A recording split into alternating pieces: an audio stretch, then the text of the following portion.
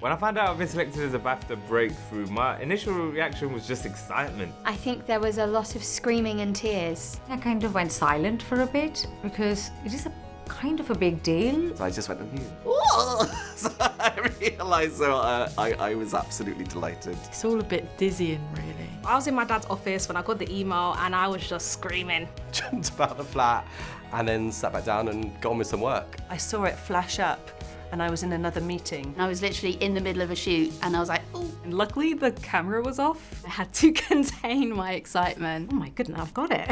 I was like, ah! And then I was, I cried. It's really exciting. oh, thank you. This is the best piece of news that I've had all year. My reaction when I found out was disbelief. Normally most emails that say thank you for applying are followed up by a but we're sorry to say. I was just choosing biscuits in Fortnum & Mason and I got the email and I screamed in Fortnum & Mason. I was actually feeding my 14 alpacas. Bit of a surreal way to kind of to get that news. It's been a real kind of dream and ambition to be included in the programme at some point, so I was really, really excited. To me, the most exciting thing is meeting the other participants, past and present, because there's just so much talent. I feel like I've got a great taste sticker on me now. It's like a stamp of quality. The biggest inspiration for my career was a documentary called 14 Days in May. Fish Tank. Cinema Paradiso. In the Name of the Father. It really just inspired me to want to help people. Bowled over by that authenticity. It's my feel-good film. All of these incredible emotions that I was like, that is amazing, the power of film. Basically all of Valve's games, like Half-Life, Portal. Zelda, Wind Waker. I'd play it and then I'd go back and I'd draw little maps for it. Land Before Time. I was overwhelmed with emotion. True Blood. I just love Alan Ball as a screenwriter. I remember watching Gene Wilder in the original Charlie and the Chocolate Factory, and I was like, ah. Agnes Varda. As she says herself, she was doing joyful militancy outside but very angry inside, but she was projecting the works in such a fun, humorous, like, you know. I had to go with Steven Spielberg, Stephen King. People like Anna Hall or Vanessa Engel I really admired. Girls, Lena Dunham, she took so many risks. Someone like Ken Russell, Alan Clark or Nick Rogue. Casey Storm, who's a costume designer who worked on the film Her. The work of Michaela Cole, Will Sharp. There was a performer in Wales called Carol Parry-Jones and was a massive hero of mine. Watching one of Penny Woolcock's films for the first time, I just thought this woman is so inspiring. Emma Thompson was like a huge, huge influence for me and still is. I think she's wicked. I think the best piece of advice that I received was probably just to make films. It's a good reminder that you don't need permission to make a film, you don't need to have the perfect camera. Be terrible, but don't be boring.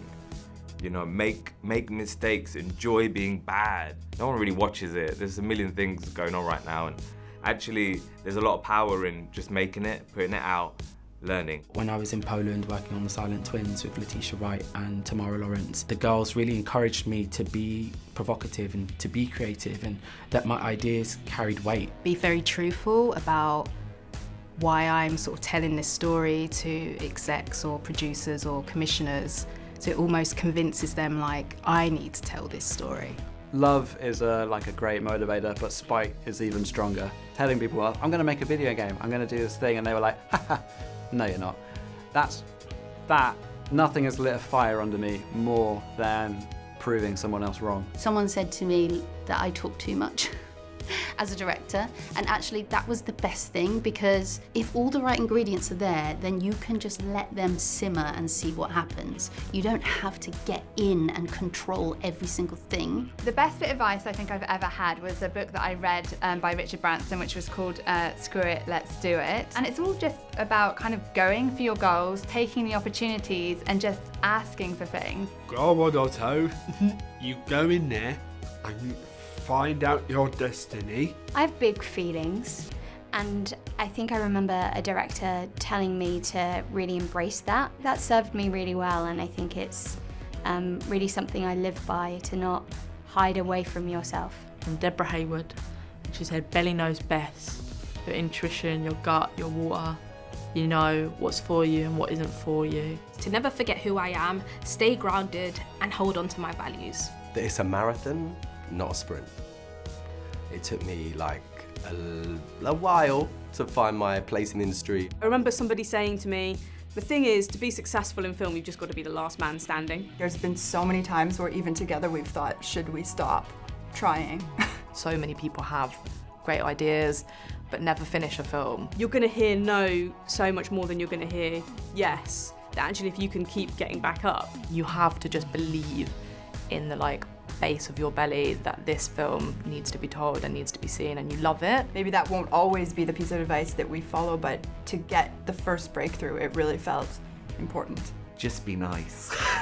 Just be kind. Be nice to people on the way up because you'll see them on the way down. And I remember that really struck me. That's what I've realised as I've got older as well. You know, there are many different people who work in the industry, and you've got to find your people. The relationships I've built up with people, especially people who were starting out in the industry at the same time as me, the sideways networking has been really helpful. They will fuel you, or they will take you through, and you'll do the same for them.